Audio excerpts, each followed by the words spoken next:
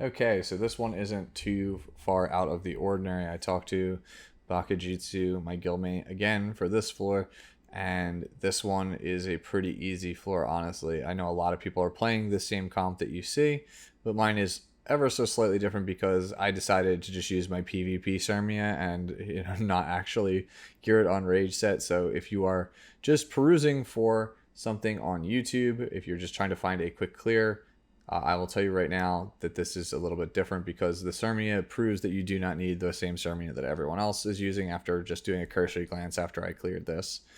Yeah, there's not really much to say here. The first floor is almost identical to 112. You just kill the ads, and then it exposes the boss, and then you kill the boss. You want to make sure that you have red units on this floor because the Perlin swordsman cannot be attacked unless he is attacked by a red unit. That's what disables the barrier eventually when there are no other ads.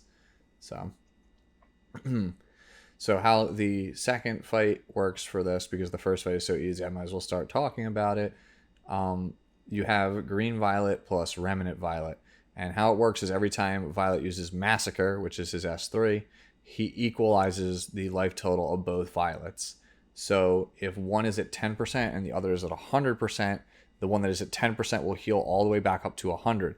So what you have to do is kind of space your damage out, and try and do it accordingly so that you're kind of like keeping them roughly even.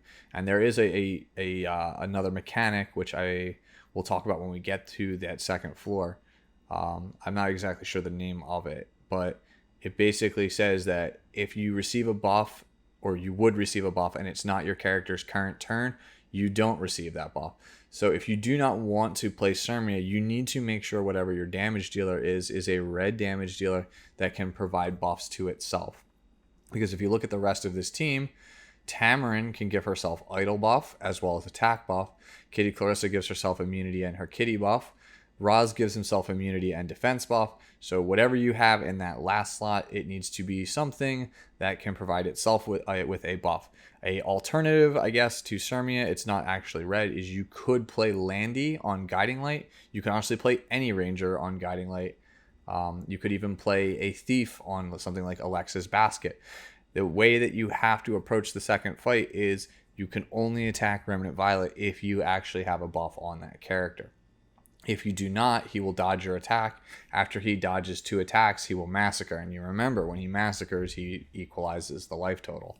So for that reason, we chose Cermia because Cermia, at least the way I play her, is reasonably fast and can cycle her greater attack buff really quickly. So you don't have any issues. So now we're just going to burst down this Perlin swordsman, and then I will walk you through my decision making on the fight, including a major misplay that I made throughout this fight. This is actually the first time I attempted to do 118 after talking to Bakajutsu, so I was able to clear this in one run. So it would not surprise me if at the end of the day this video has very few views, because honestly this floor is really, really easy. That was a misplay there. I actually should have used Kitty Clarissa. But yeah, no, if you actually have watched to this far and you found this, up to this point useful, let me know in the comments below, because like I said, I think that this is going to be one of the easier fights, and I don't really foresee a lot of people looking up too many walkthroughs past the first couple of them. This is largely here on this channel for completeness sake, because I wanted to chronicle all 10 of the clears between 111 and 120. Like I said, it's pretty easy floor.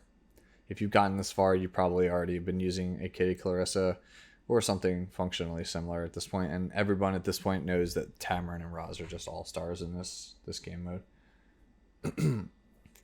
I decided to save souls there.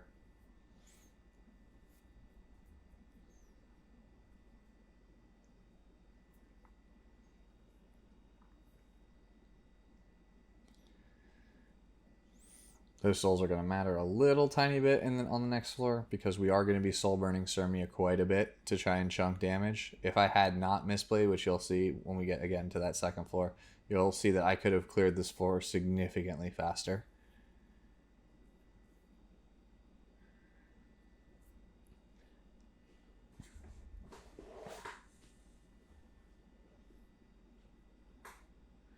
All right, so now we're on to Violet and Remnant Violet. So this is me checking the skills, I believe. Yeah, Massacre.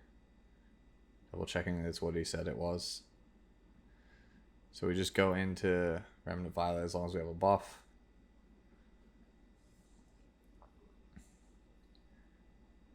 Honestly, I should have Soul Burned this here. This would have done more damage. You can see I do almost 10% of his health, as long as I have it. So anytime Cermia has greater attack buff, you just Soul Burn Roz and go into Remnant Violet. That's the name of the game. If you don't have greater attack buff on Cermia, you just attack Green Violet. That's it. That's the entire strategy of the fight. It's incredibly basic. Honestly, this should have been like floor 111. This is not that hard of a floor. As of this point, I've cleared up to 118. I'll be trying to do 119 later on in this week. 111 has the second, or actually 111 I should say is the hardest. Either 111 or 115. Those two have been actually frustratingly difficult. Everything else has been completely simple, I think, for the most part. They are very easy.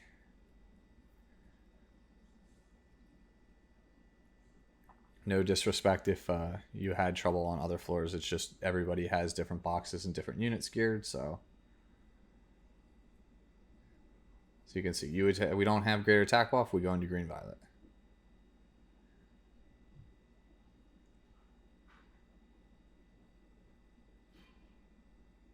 We have immunity, so we can freely S3 here and not worry about Remnant Violet actually doing anything. I think it's actually really funny that they made Remnant Violet like have a way to just not dodge mechanics. Like when you're doing the fight correctly, Remnant Violet doesn't actually dodge, which is kind of how it feels when you're playing him in RTA, where it's just like if my opponent is just, you know, not misplaying, my Remnant Violet just doesn't dodge and just is completely useless. Again, I should have Soul Burned this. I would have just chunked through it way faster. Especially when you get a defense break. You can see Cermia does so much damage when you get a defense break. Feel free, by the way, to switch to the first EE that gives you 2 S1s in a row if you feel that will make your runs significantly easier. I am just using the barrier. I made no changes to my Cermia. She's literally the one that I use every single week for Guild Wars.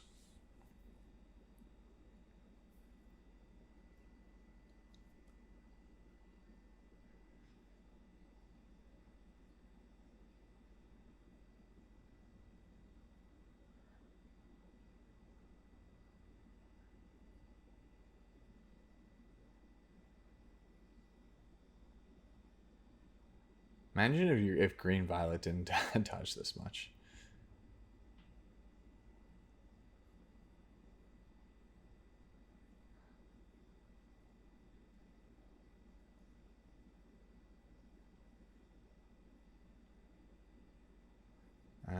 S2s.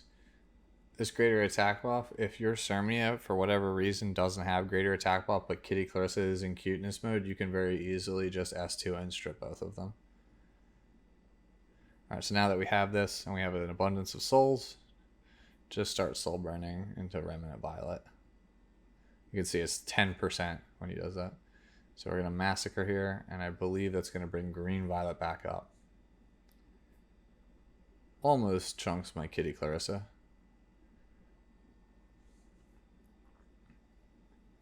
Yep, go back into Remnant Violet again. Yep, that's what I was saying. It might be better to go with the other EE, the one that's on 1. So rather than have this barrier, you have a chance of just chunking him even faster. So you can definitely do this run faster. That was the best target that it could have hit. And now we go to Remnant Violet. And now you'll see, here's where I misplay. Because I go into it. And then I accidentally trigger Massacre because I'm in too much of a rush. And I give him all the way back up to 50%. So yeah, if I had not done that, this would have been over already. It would have literally been over on Cermia's next greater attack buff. But because of that, we have to keep going.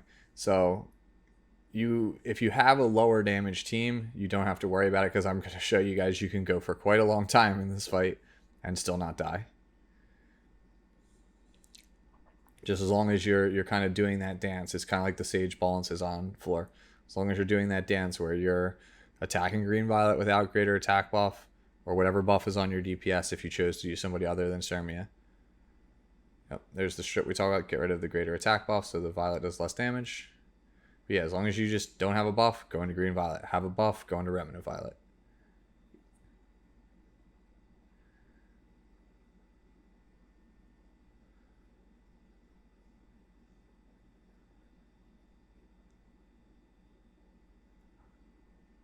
Alright, so now we have it.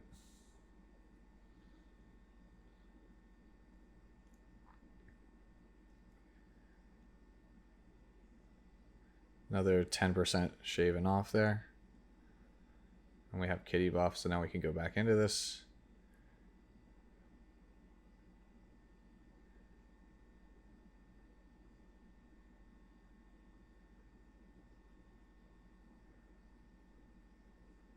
Tamarin honestly feels like a little bit like dead weight on this floor.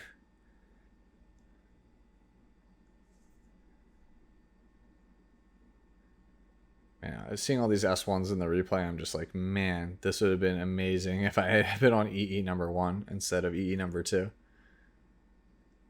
But yeah, beggars can't be choosers here. Like I said, it was very easy.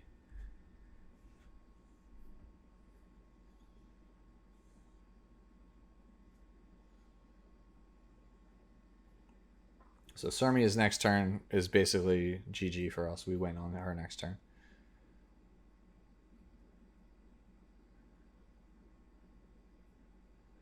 That's just to ensure that green violet is lower than remnant violet and not the other way around. We don't want remnant violet gaining any more health.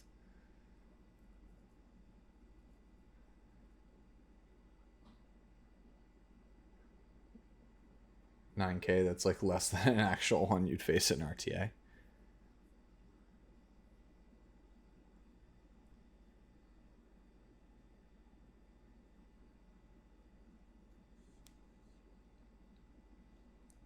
Alright, so here's where we put it away. This plus Soulburn Raj should be enough to just end the fight right here.